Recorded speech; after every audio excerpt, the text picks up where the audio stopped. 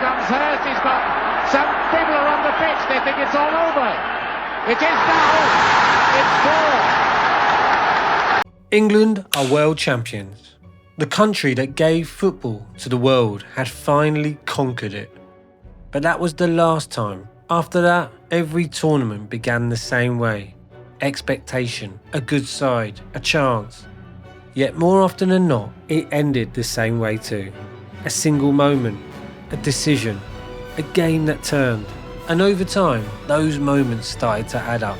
This is the story of England's long hurt, the hope that kept returning, and the pain that never quite left.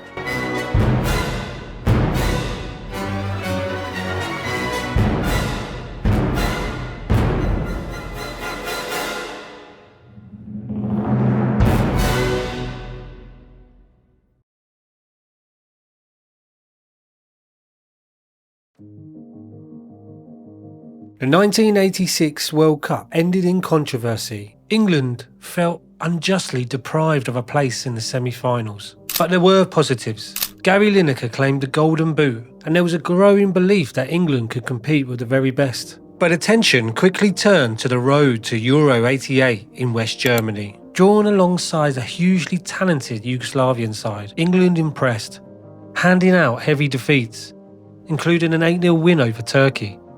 But it was the meetings with Yugoslavia that stood out. A controlled 2-0 win at home, followed by a stunning display away. And also in England ahead. Barnes with a shot. 4 goals inside 25 minutes. Eventually sealing a 4-1 victory. The only goal England conceded in the entire qualifying campaign. It was a statement. Bobby Robson after the game. This result will raise a few eyebrows around Europe. It's never easy coming here, and this will have shaken 1 or 2 people. England were drawn against the Republic of Ireland, the Netherlands and USSR. They arrived as one of the favourites, priced at 5-1, second only to hosts West Germany. The opening game carried a familiar edge. The Republic of Ireland side was packed with players based in England and led by an Englishman, Jack Charlton, a World Cup winner in '66. Who had once applied for the England job before Bobby Robson was given the role. It felt less like an international and more like a league encounter. But Ireland would take the lead. Ray Houghton would score after 6 minutes. And England, with a combination of poor finishing and inspired goalkeeping, failed to find the net, a 1-0 defeat. And hooliganism was still an issue at the tournament. And while they weren't alone, the reputation stuck. And any chance of a quick end to the ban on English clubs in Europe slipped away. The next faced the Dutch, and they had drawn 2-2 in a friendly a few months previous. But there was one man missing from that game, Marco van Basten. This time, he made the difference. Scoring a hat-trick, England created chances, but elimination followed. Behind the scenes, morale was low and tension spilled over, with captain Brian Robson punching Peter Shilton after being labelled a bottler. England's campaign ended with a flat 3-1 defeat to the Soviet Union. And like in 1984, Bobby Robson offered his resignation, but once again, it was ignored. But things were about to get worse before they got better. Goalless draws against Sweden away and Poland. And the press turned on Bobby Robson. But England had qualified for Italia '90, and it would be a summer that would change English football forever.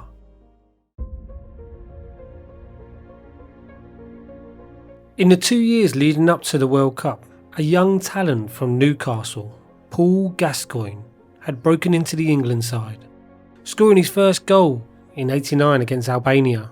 But still, Robson used him sparingly. He wasn't yet convinced he could trust in his discipline on the pitch. But after an England B game against Czechoslovakia, Gascoigne making absolutely sure that the manager knows what he's done. That began to change, and he was on the list. Another new name was emerging too. David Platt. England would be based in Sardinia for their group games, partially to keep a close eye on the fans. But before the tournament had even begun, the press were trying to tear them down. The speculation, rubbish that we've seen in 1 or 2 publications. Behind the scenes, the FA had already decided not to renew Bobby Robson's contract after the tournament. His future had already been decided. PSV Eindhoven had approached him about taking over after the World Cup. The press, however, told a different story, portraying him as a man already on his way out, with an eye on the exit before a ball had even been kicked. But come start of the tournament, Robson was defiant as ever. I mean, this is the pinnacle, this is the climax, this is what we've worked for. There are no higher levels to play, no higher levels to manage. Their first game, a 1-1 draw against Ireland, was devoid of any real quality. After that, and a tabloid accusing players of involvement with local hostess pushed things further. Players ripped up a newspaper in protest and the squad began boycotting the press. Nevertheless, their next challenge would be against the Dutch. Bobby Robson made a bold call. He introduced a sweeper, deploying 3 centre-backs to deal with Marco van Basten and Ruud Gullit. This was the night that Paul Gascoigne came of age. And England played with courage, but failed to break the deadlock. And the game ended in a draw. They will beat Egypt and qualify for the last 16. There they'll face Belgium. But they'll have to do it without captain Brian Robson, who once again will be heading home from a World Cup due to injury. Belgium would have the better chances and England failed to get momentum. Gascoigne went into the ref's book and the game went into extra time. And chipped in and volleyed in, and it's there by David Platt. England have done it in the last minute of extra time. Platt's first goal for England, and only 3 years before he had been playing in the 4th division. There they would face Cameroon in the last 8. Victory over them would find England in the semi-finals, first time since '66. Platt started and scored. But England found themselves 2-1 down and looking out of ideas. Then Lineker won a penalty, scored and sent the game into extra time once again. And there, Gaza, with a defence-splitting pass for Lineker, went down, won a penalty and scored. England had won. A relief as England almost let the game slip. And now they booked their semi-final ticket in Turin against the Germans. I've had 17 heart attacks. I feel 92, but I'm absolutely elated. I'm so pleased for everybody. I wish I was home because they tell me everybody's dancing in the streets. And, I'd like to be home to be dancing in the streets with a lot of our supporters tonight. This was the furthest England had ever gone on foreign soil at a World Cup, and now they faced the Germans. There had been 1966, victory. There had been 1970, defeat. 2 of England's biggest games before, and now this will be the same.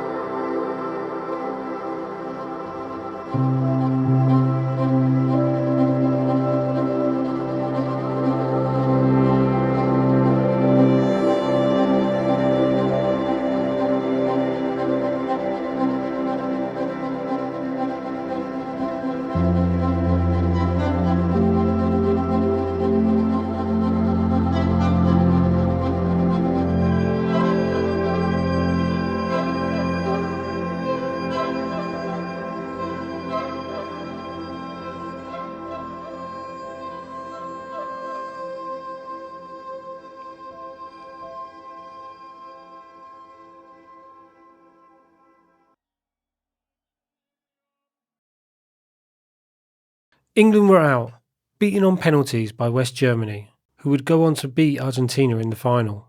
Yet something had changed. Italia 90 had breathed life back into the English game. England returned home with a renewed sense of pride and dignity. Paul Gascoigne had emerged as one of the tournament's defining players. A nation had fallen back in love with its team. In its aftermath, the ban on English clubs in European competitions was lifted. signalling the beginning of a new chapter. And for the first time in years, there was hope.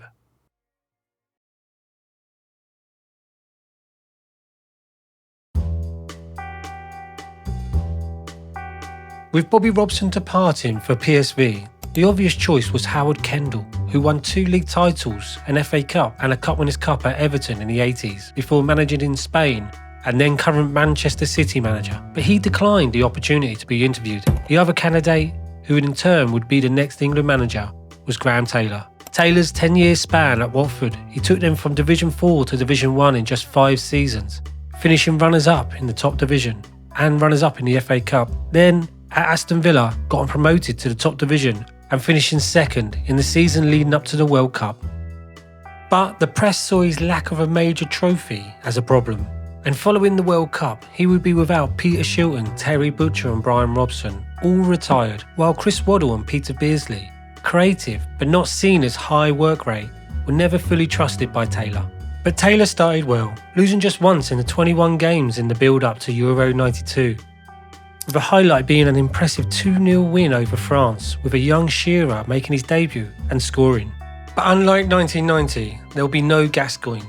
He injured his knee in the 91 FA Cup final that would change his career forever. And in the last warm-up match just before the Euros, John Barnes tore his Achilles. And the press pointed to a lack of creative spark and experience of the squad of the 1990 World Cup. And the first 2 games showed both 0-0 draws against Denmark and France. The third game was a must-win against host Sweden, and it started well, with Platt scoring. However, England wasted several chances to extend their lead, and after half-time, Sweden dominated, scoring twice and winning 2-1. During the game, after 60 minutes, and with the score at 1-1 at the time, Taylor substituted Gary Lineker in his final game for England, preventing Lineker from having the chance to equal and possibly break Bobby Charlton's record of 49 goals for England. The media turned once again. The headline said it all. Swedes 2, Turnips 1. I'll do what I think is right, and therefore, if any success comes my way, I'm quite happy to take the credit. If it doesn't come my way, I have to take the flak.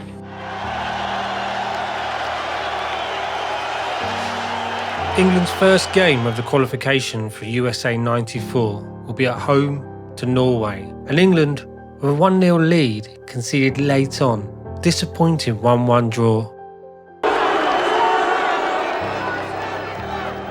You've got to be mentally tough in this job. And I can well understand how national managers are brought down. And I don't intend that to happen to me. But the campaign seemed to get back on track with a 4-0 win against Turkey, with Alan Shearer scoring. However, he'd have a long-term injury and only go on to play one more qualifying game. England will win their next 2 games against San Marino and away to Turkey. Next up, a home clash with the Netherlands at Wembley. England started fast, John Barnes firing them ahead early, before David Platt doubled the lead and put them in control. A reckless elbow from Jan Wouters smashed into Paul Gascoigne, leaving him with a fractured cheekbone. And Dennis Bergkamp pulled one back before the break with a touch of real quality. Suddenly the mood shifted. Then, with 5 minutes remaining, Des Walker brought down Mark Overmars. Penalty. Converted 2-2. England had let it slip. The lead gone, and for the first time in the campaign, there was a real sense of danger. 2 crucial away games loomed in the space of days, and it began in Poland, where a poor performance was salvaged late on by sub Ian Wright, rescuing a point when it looked like England might come away with nothing. We are looking for the win. What we mustn't do against Norway is lose to them. Bjørkhoff får et frispark, og det er igjen i en fin posisjon for oss dem. 3 minutter før. Og der er det goal! Det er goal, dere! De leder mot England! Leonardsen på venstre side, målskårer Leonardsen. Har med seg Bohinen inn i feltet, og Lars skyter i mål! Han skyter i mål, dere! And after the defeat to Norway, the following week, England went on a tour to the United States.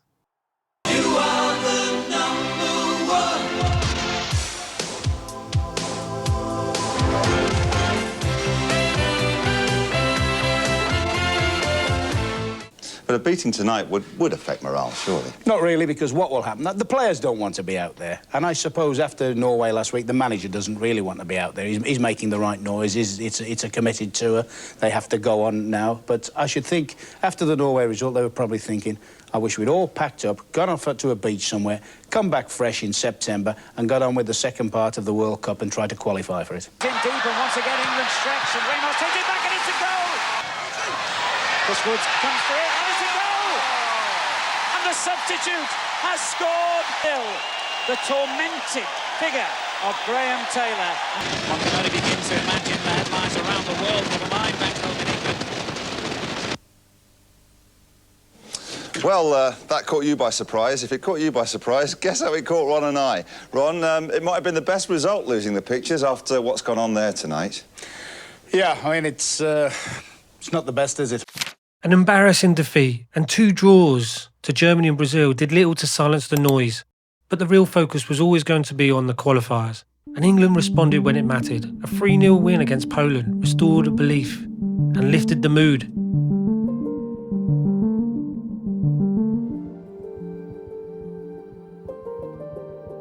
But Gascoigne picked up a booking that would prove costly, ruling him out of the all-important trip to the Netherlands. The trip to Rotterdam was make or break, but England only needed a draw. Inside an intimidating Der Kuip, the first half was tight and even, England holding their own. But after the break, the balance shifted. Lady Luck deserted them, and everything began to go wrong. That's it. That's good enough. Go on, Platty. Referee! Referee!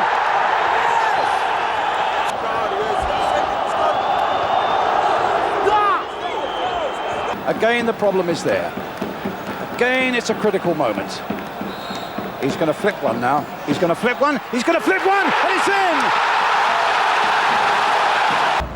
in! Even if he doesn't see it as a penalty, he has to go. You know that. I know you know it, so... And then the fella scores the free kick. He's going to clip you. It's gone inside. It's gone in. You see, at the end of the day, I get the sack now.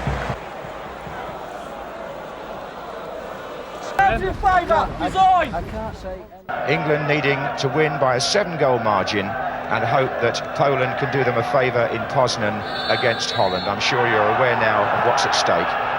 And Baciocchi, number 9, picks the ball up straight away, and San Marino launched the first attack. Oh, and a mistake by Stuart Pearce, and San Marino has scored!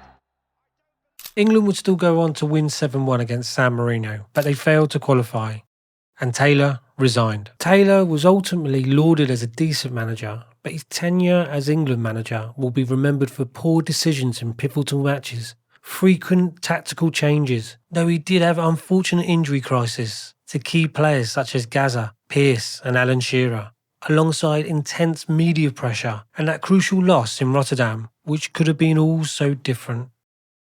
The newspapers tell me that nobody wants the England manager's job now, supposing Graham Taylor resigns or is sacked or whatever happens to him. Maybe he'll continue, who knows, we don't know yet. Do you go along with that, or do you think there are people out there in your profession, or perhaps your ex-profession, who, for the moment, who would take the job, who would want the job, and who would be reasonably good at the job, bearing in mind perhaps the limitation of players and perhaps the immense pressure from the press? I think it's changed a lot. I think there was a time not too long ago where if this job came up, everybody would be grasping at it. But I think including you, probably. Everybody. But I think now it's not as attractive as what it was, and I think most guys that have been tipped, and I would say that 90% of them will not want the job.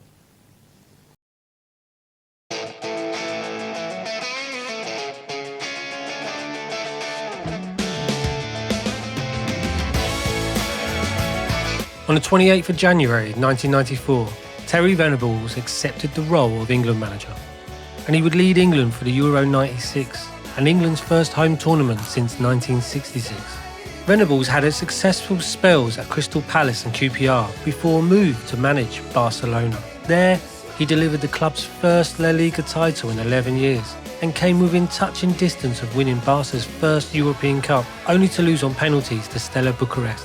A move to Tottenham Hotspur followed, where he won the FA Cup in '91. He later moved upstairs at the club, but had a bitter boardroom dispute with chairman Alan Sugar ultimately led to his departure. As England automatically qualified for the UEFA Euros '96 as hosts, he organised friendlies to allow him to experiment and find his best squad for the tournament, particularly to find the best tactical system to suit the players. Sheringham down by Shearer. Anderton! Yes! Wonderful goal by Darren Anderton.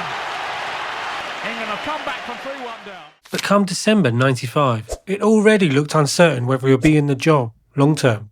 The FA were reluctant to commit beyond the tournament, and in May '96, Glenn Hoddle was announced as his successor, meaning Venables would step down regardless of how England performed. A short tour of the Far East followed, bringing with it the infamous dentist chair incident as players were photographed on a night out. The press seized on it, attempting to undermine the squad before the tournament had even begun, but inside the camp, it only strengthened the bond between the players. But one major concern wasn't the team, it was the star man. Alan Shearer had gone 12 games without a goal for England. His last was back in September '94, 21 months, with options like Les Ferdinand, Robbie Fowler, Ian Wright and Andy Cole pushing for places. Pressure was mounting. But Terry Venables kept his faith. Shearer would later recall being told he would start the opening game no matter what. And in the opener against Switzerland, he repaid that trust, firing England into the lead. Comes through now, and that's the goal for Alan Shearer. But the performance never truly clicked. Gascoigne drifted in and out of the game, unable to make an impact, and was later subbed. Then Stuart Pearce conceded a penalty, and Switzerland equalised. A winning start had slipped away. Much of the spotlight fell on Paul Gascoigne. The player who had lit up the 1990 World Cup now felt like a shadow of himself. Since that devastating injury in '91 FA Cup, his career had been disrupted by repeated setbacks, robbed of rhythm, and arguably his best years. There had been signs of revival at Rangers, but doubts remained. Did he still have it? Was there any magic left? The next test would come against Scotland, the oldest rivalry in international football. The first half was forgettable, tense, scrappy, short on quality.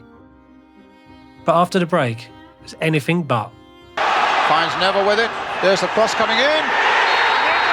Score through Shearer. There's the cross and it's a good one. Oh, miraculous save. Hoist is in the middle. Jury's in there too. Penalty given.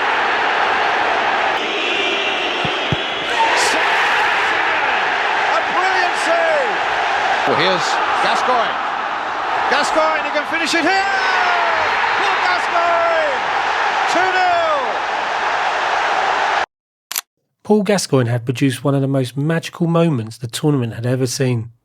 England were back.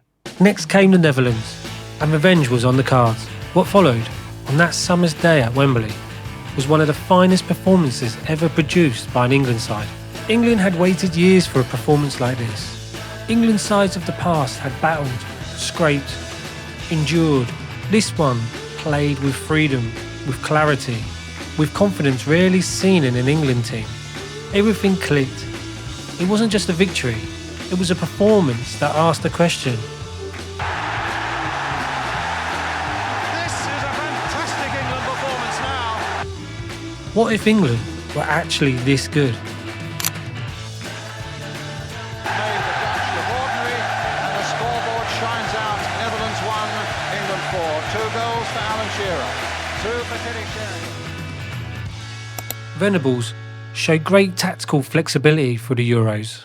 In the groups, he used a fluid 4-4-2 or 4-4-1-1 against Switzerland and in the first half against Scotland, before switching to a 3-5-2 at half-time. And against the Netherlands, he returned to a 4-4-1-1.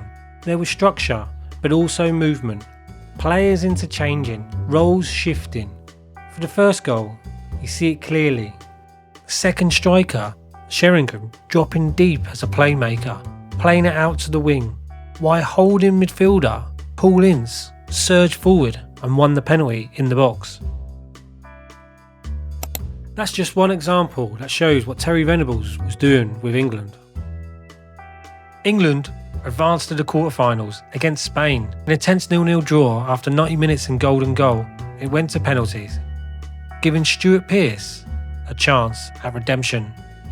Stuart Pearce is up, the man who missed in that Turin World Cup semi-final against Germany in the 1990 World Cup. And he hasn't! 3 out of 3 for England!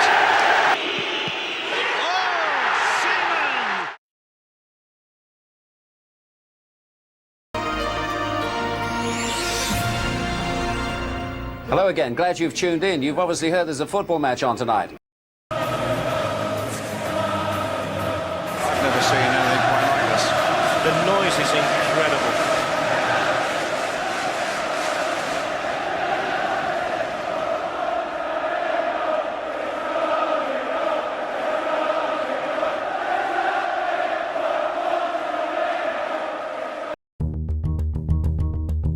Near post, a little flick on!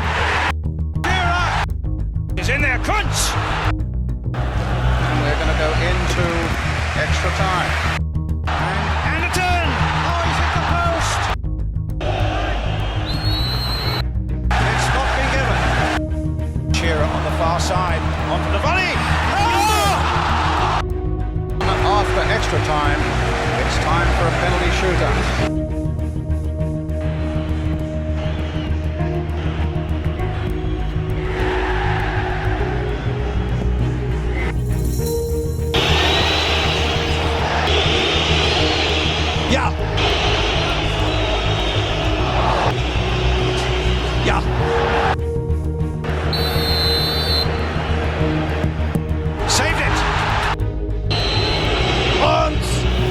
Deutschland im Finale! Dream is over for England and for Terry Venables.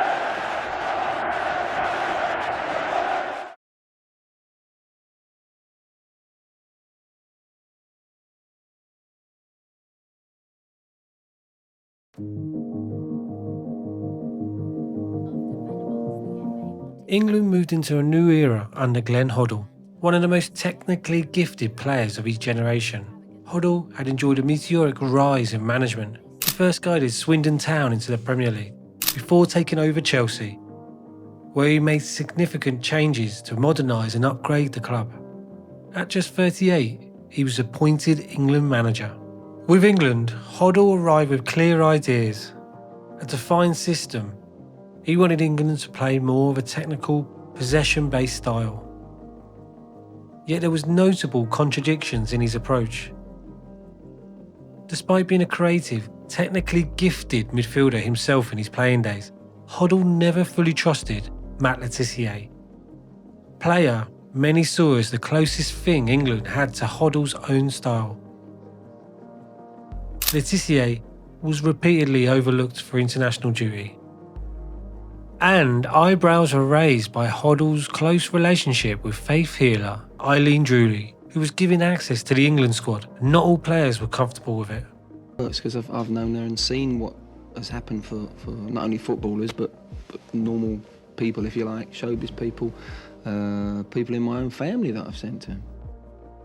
Within the England camp, reactions were mixed. Paul Gascoigne summed it up in his own way. When he told me he found God, I said, that must have been one hell of a pass. Tactically astute, diligent, well-intentioned and polite, but still with the propensity to rub others up the wrong way. That side of his character showed even before he officially took charge. With Terry Venables still in the role, Hoddle requested access to the players 3 months in advance. Venables reluctantly allowed Hoddle to take a training session, but Hoddle pushed further. Not long after, he asked when he could return and do it again, something that irritated the existing coaching staff. Venables later wrote in his autobiography, "I was stunned when he phoned, asked when he could arrange further visits. To me, that was so damn arrogant." England's first major test under Hoddle ended in disappointment. They were beaten 1-0 at home by Italy, with a Gianfranco Zola scoring the only goal. But England's qualifying campaign soon recovered, and the decisive moment in the group would come later in Rome. But before that, England had already faced Italy in France at Le Tournoi, a pre-tournament ahead of the World Cup. There they impressed, beating Italy and France to win the tournament.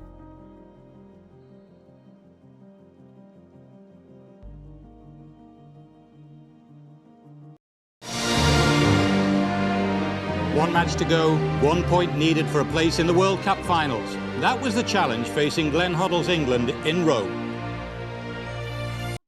It was a blood and thunder contest against an elite Italian side, but England got the job done. And it's all over! England have qualified for the World Cup finals in France. A brilliant 0-0 draw here. England approached the World Cup with major decisions to make. Glenn Hoddle's first was to once again overlook Matt Le Tissier, despite an impressive hat-trick for England B team. It's got to be the hat-trick! And Andy Cole, who had scored 25 goals that season, was also left out. For Ian Wright, injury ended any hope of playing at a World Cup. The most controversial omission, however, was Paul Gascoigne. Once England's emotional centre, he was left out amid concern over fitness, form at Rangers and then Middlesbrough, and his off-field lifestyle. Hoddle later described it as his saddest decision as manager. He was choked. He was emotionally choked. There was, his eyes welled up, and he wasn't in a state of mind really to take anything in. At the same time, Hoddle brought the next cycle of English talent through. The Neville brothers had already been introduced under the previous regime, but Hoddle handed out debuts and responsibility to the rest of the class of '92, Beckham, Scholes and Butt, while also giving debuts to Rio Ferdinand and Michael Owen. In the end, Butt and Phil Neville would miss out on the final selection. Rio Ferdinand travelled largely for experience, while Scholes quickly established himself as a starter. Owen, still only 18, had a remarkable breakthrough season, and in a warm-up game against Morocco before the tournament started, he scored his first goal. As for Beckham, his profile rapidly rising. Global name was reaching new heights, but Hoddle remained unconvinced. He questioned Beckham's focus and readiness for the tournament football, and he would not start in the opening match. He's not yet to get on the score sheet, which has been a bit disappointing, and I just felt his focus hasn't been there over just the games leading into the World Cup. And England would get off to a winning start with a 2-0 victory over Tunisia. In the second match, England faced Romania. An early injury to Paul Ince forced Glenn Hoddle into a change, bringing on David Beckham. And in the second half, Michael Owen was introduced and made an immediate impact. But England were caught late on, losing 2-1, and there was pressure to start Beckham and Owen from the beginning. Hoddle made the change. Beckham strikes. Save! Oh, there's one for the picture book. David Beckham really responded to the challenge. Great free kick. Yeah, I just felt the early stages of the tournament that he wasn't quite there mentally. He is now. Very delighted that he's got off the mark as an international goal scorer. I'm also delighted for Darren Anderton to get on the score sheet as well. Perhaps he's proved a few people wrong. But all in all, overall, a terrific performance. We're on the ball and on the way. Well, we're on our way, but let's not get carried away. Just heard that Romania-Tunisia has finished 1-1, which does mean that England will finish second, and it does mean that they will play Argentina. And now, that's going to be something of a problem, I think. It goes without saying they're going to be a harder proposition than the Colombians. I mean, great forward play, watched them this afternoon. Terrific going forwards, look solid defensively, look as though they've got it all. I haven't conceded a goal yet. Scored 7, haven't conceded a goal, speaks for itself. Anyway. Argentina under Daniel Passarella had looked strong in the group stage, with quality throughout. Batistuta, Veron, Zanetti, Ortega and Diego Simone. For England, Glenn Hoddle kept the faith with his 3-5-2 with Alan Shearer as captain. It was a frantic start. 2 penalties inside the first 10 minutes, before a moment of real quality. And here's another Owen run. He's going to worry them again. It's a great run by Michael Owen, and he might finish it off. Oh, it's a wonderful goal! What an amazing moment in Michael Owen's young career. But just before the break, Argentina struck again. Zanetti with a clever free kick routine. Early in the second half, David Beckham was sent off. Wait a minute, he's taking another card out for Beckham. It's a red card for David Beckham.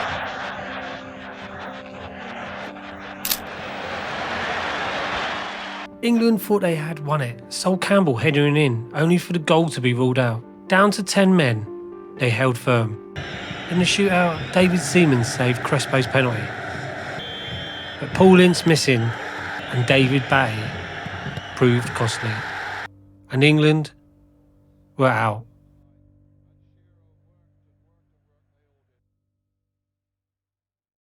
Even with 10 men, I felt we defended like lions. And we still had enough from set plays to cause them problems. We thought we'd done it. We thought we'd gone 3-2 up, but it's a bitter pill to take again.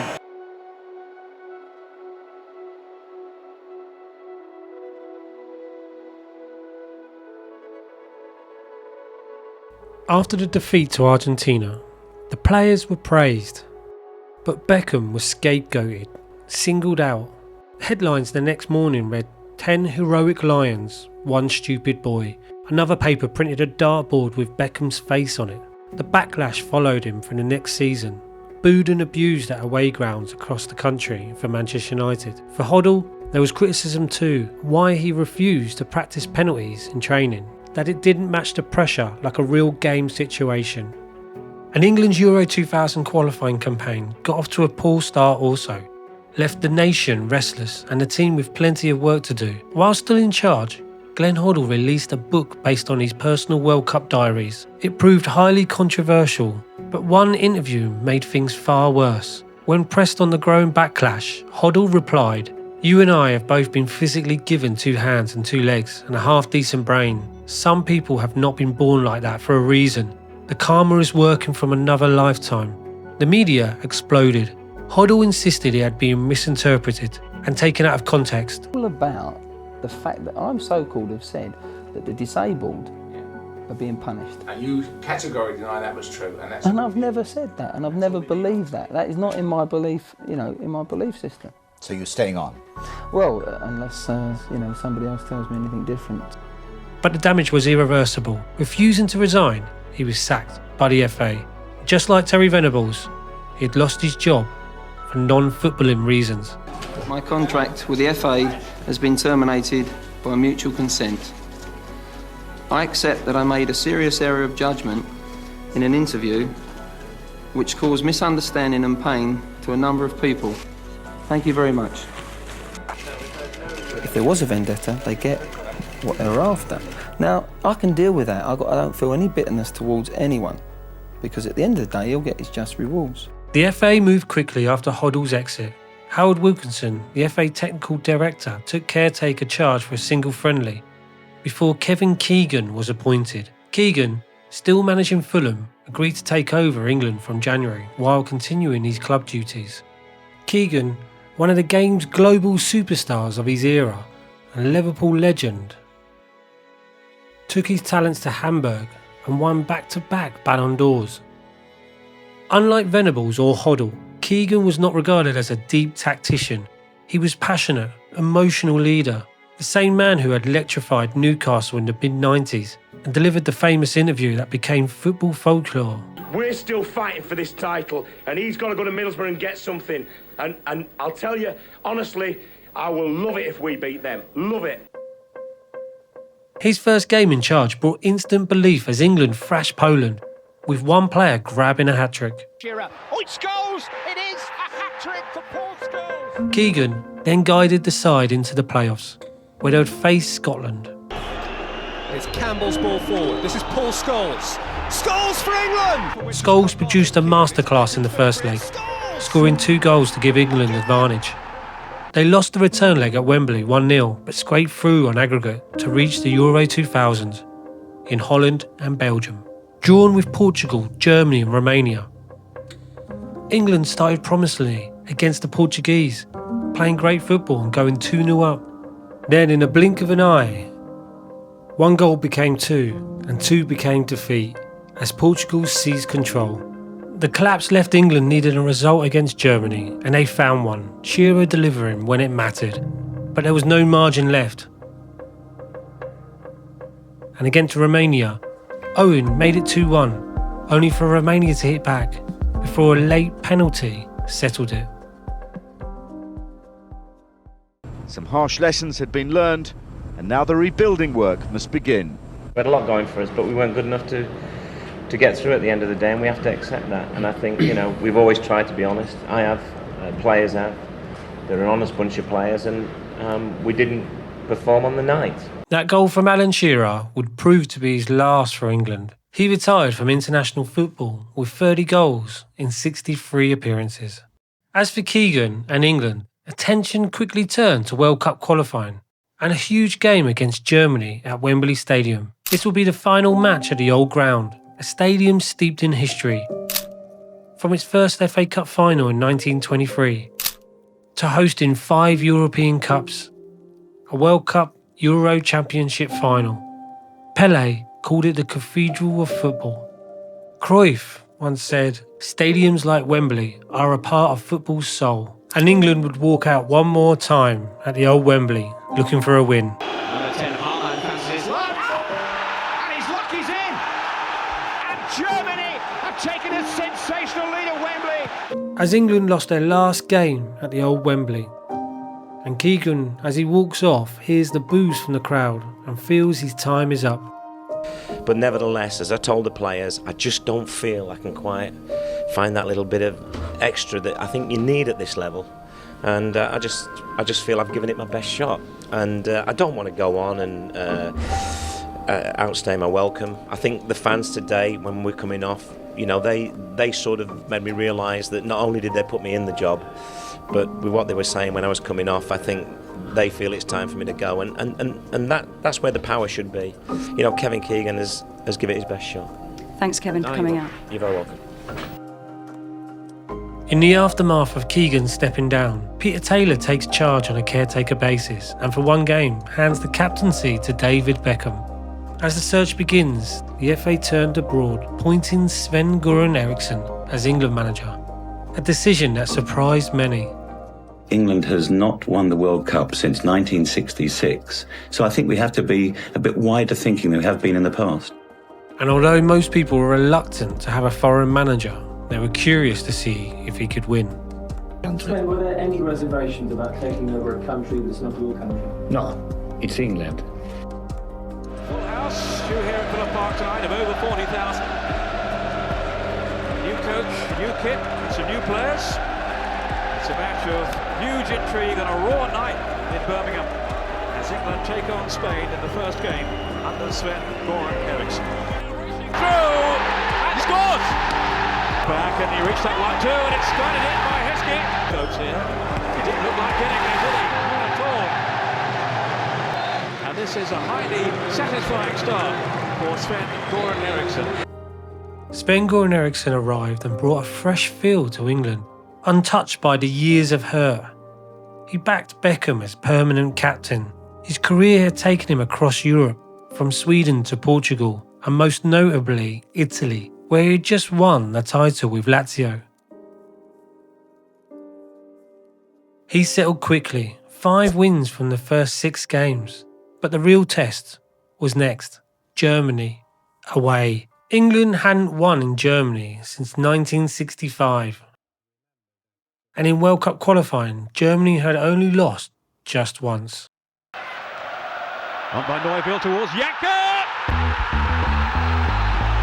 Off goes Gerrard in pursuit. Now Gary Neville. Is there a flag? No! And it's swept in by Owen! England back on level terms. Towards Ferdinand, and then Gerrard! Oh, what a goal! What a strike from Steven Gerrard!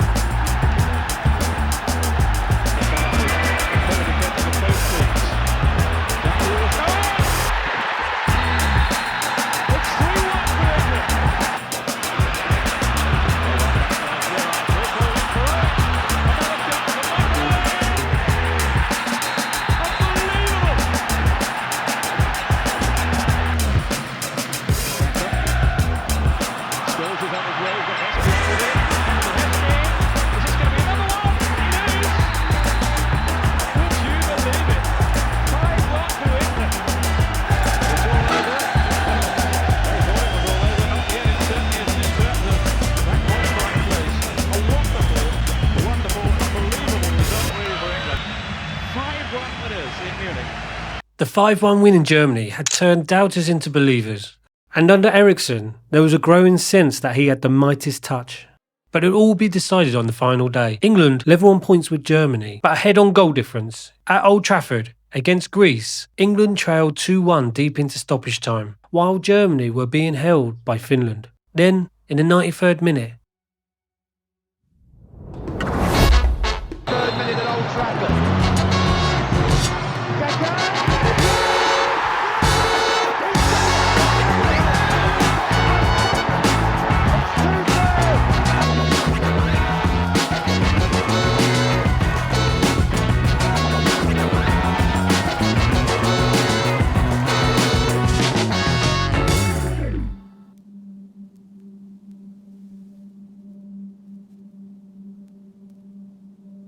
Eriksson found himself in the headlines for all the wrong reasons, after details of his private life became public, an unwelcome distraction. But there was worse news on the horizon. Beckham had injured his foot for Manchester United in the Champions League, and it looked bleak whether he would be fit for the World Cup. The nation prayed for Beckham's foot. Come to the TV screen and place your hand on David's foot, and do believe that you are unleashing healing. Then came further setbacks. Steven Gerrard and Gary Neville were both ruled out, but Beckham would make it. Just.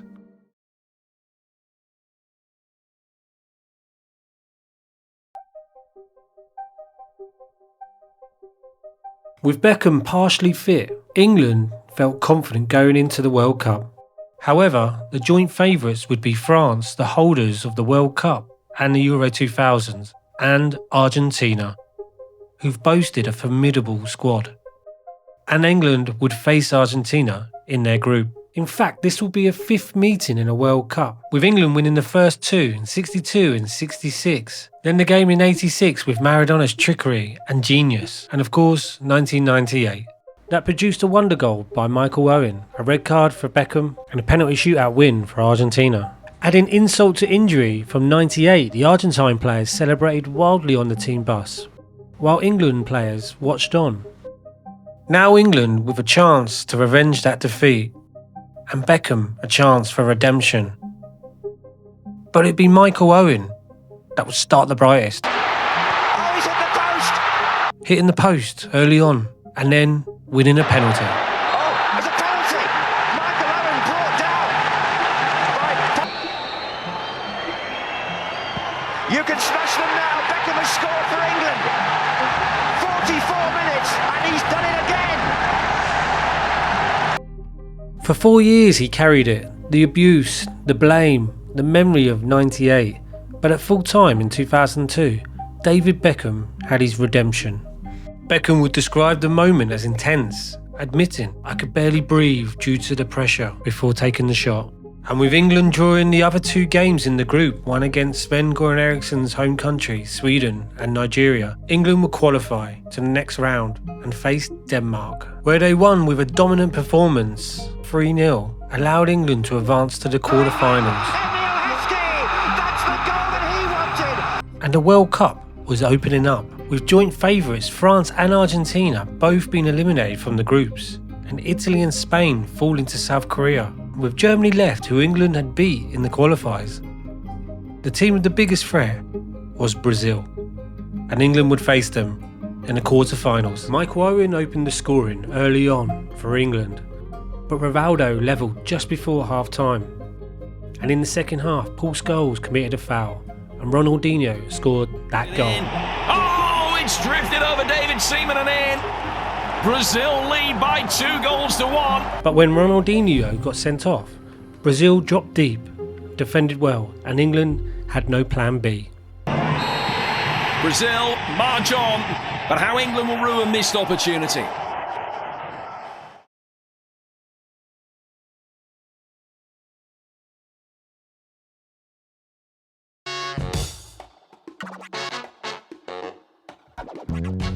Instant control.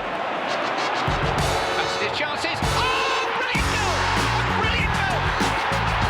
Remember the name, Wayne Rooney.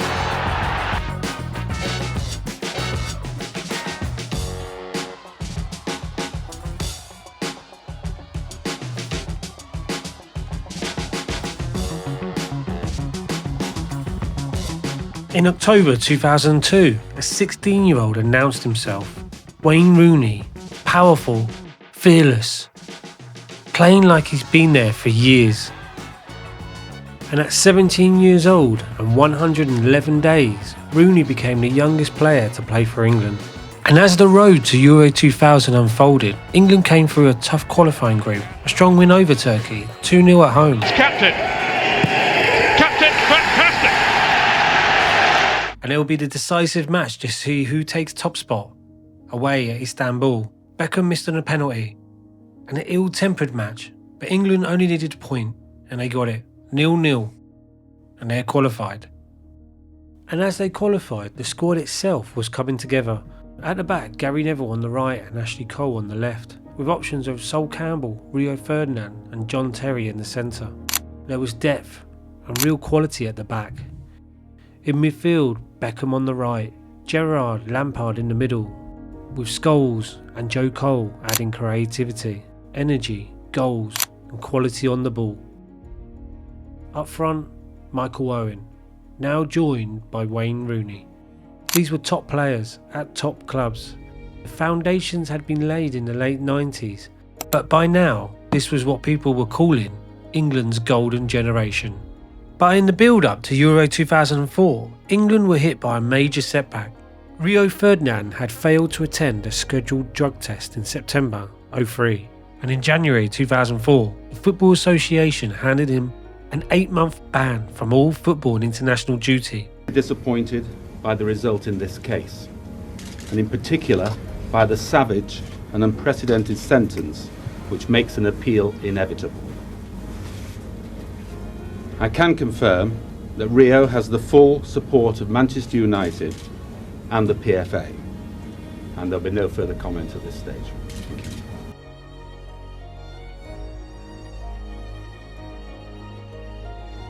Sven's England will face France in their opening game. A hugely talented team with players like Zidane, Henry, Vieira and Lilian Thuram.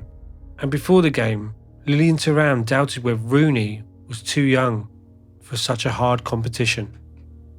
Lampard scored first, and Rooney was the best player on the pitch, dominating everyone, and won a penalty in the second half.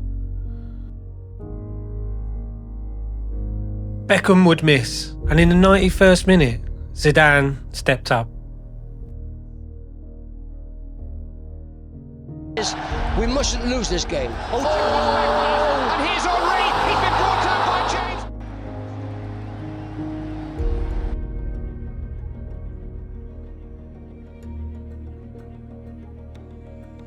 Unbelievably, England had thrown away the game they should have won. 2 goals in injury time for France to snatch the win in dramatic fashion. But England played well, and in the next 2 games they beat the Swiss 3-0 and Croatia 4-2. And Rooney would score 2 in both games. Rooney, who at 18 had been a revelation in all 3 games, and showed the world that a new star has arrived.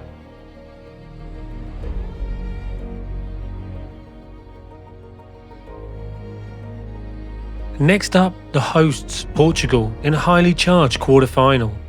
The day before the game, during training on the pitch, the penalty spot was in terrible condition, ripped up and uneven. It was a hot, tense, passionate night. Owen gave England a dream start.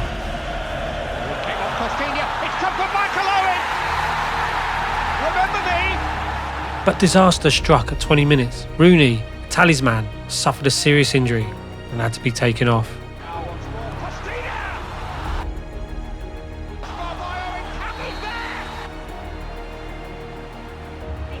The game went to extra time. Rui Costa scored a world-class goal. But Lampard struck and took it to penalties.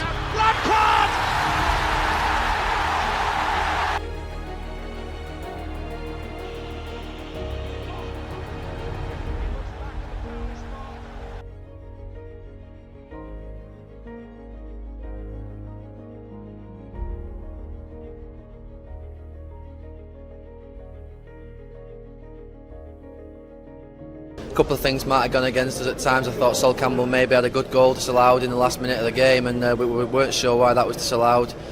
But all in all, we've lost on penalties again, and that's Euro 96, France 98, and now Euro 2004, and it's 3 times, and very cruel every time. After the Euros, Paul Scholes retired from international football at just 29, citing family life and a desire to focus on his club career with Man United. But it wasn't just that. During the tournament, he had been used on the left, and it raised serious questions. How could one of England's most naturally gifted central midfielders be pushed out wide? It pointed to a deeper issue, trying to fit Steven Gerrard and Frank Lampard into the same side, and never quite finding the right balance. And for Sven-Göran Eriksson, things were beginning to turn. Before the Euros, the FA had extended his contract, partially to put an end to speculation linking him with a move to Chelsea. But by 2006, the situation had changed completely. Off the pitch, his private life had become public once again, including a relationship with an FA secretary. And then, the fake shake sting. Sven-Göran Eriksson secretly filmed, speaking about a return to club level and leaving England. The story broke, and the fallout was immediate. Shortly after, it was announced he would leave after the 2006 World Cup. Sven had asked the FA not to announce before the tournament who his successor was. However, the FA in May announced assistant manager Steve McClaren would replace him, just 1 month before the tournament would start. And on the pitch, Wayne Rooney broke his foot 6 weeks before the tournament would start. The same bone, the metatarsal, that Beckham had done in his foot. Before the 2002 World Cup, the outlook looked bleak. He would travel with the squad, but won't be able to start the first few games. When we think he's match fit, he will play, and that's it. A narrow win over Paraguay and a laboured victory against Trinidad and Tobago. Games won, but not convincingly. Also, there was media frenzy with the footballing wives and girlfriends being allowed to stay, which drew unnecessary attention. In the final group game, Rooney would start against Sweden, and Joe Cole would light up the tournament. Breaks here for Joe Cole! Oh, brilliant! Just brilliant! But it came at a cost. Michael Owen went down with a serious knee injury, an ACL, and his tournament was over. England progressed, but the belief wasn't fully there, and in the last 16, they edged past Ecuador, a free kick from Beckham enough to seal him through, and then Portugal again, managed by Scolari, the man who'd already knocked England out twice before. If England are to make it into the semi-finals, you suspect a good performance from Wayne Rooney is essential. The press billed it as Rooney versus Ronaldo, both Man United's rising stars. And the game unravelled in familiar fashion. Beckham would break down, injured, and go off. And in the second half, in the 62nd minute, Referee has gone to his pocket, it's red!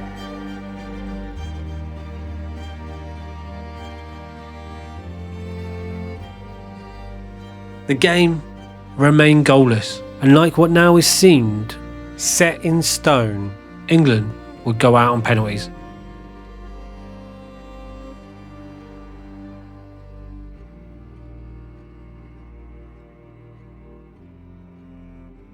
Another World Cup dream comes to an end. Complete desolation.